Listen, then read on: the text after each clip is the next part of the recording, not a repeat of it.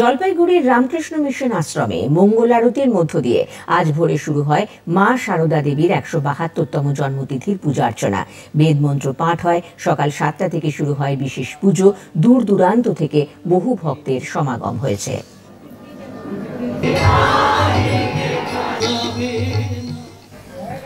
মায়ের জীবনটা খুবই ইন্টারেস্টিং।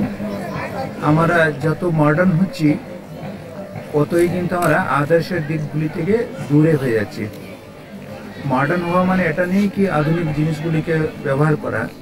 মডার্ন মানে মডার্ন আউটলুকটাও মায়েরও ছিল।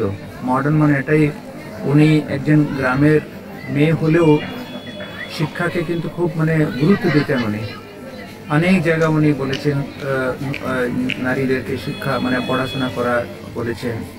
পড়াশোনা করে কিন্তু আদর্শ জীবনটা কিন্তু করা দরকার আছে।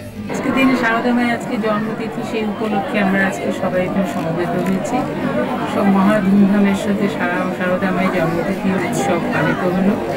অনেক ভক্তরা এখানে এসেছে, দূর দূরান্ত থেকে এসেছে। প্রতিবারই এইরকম হয়।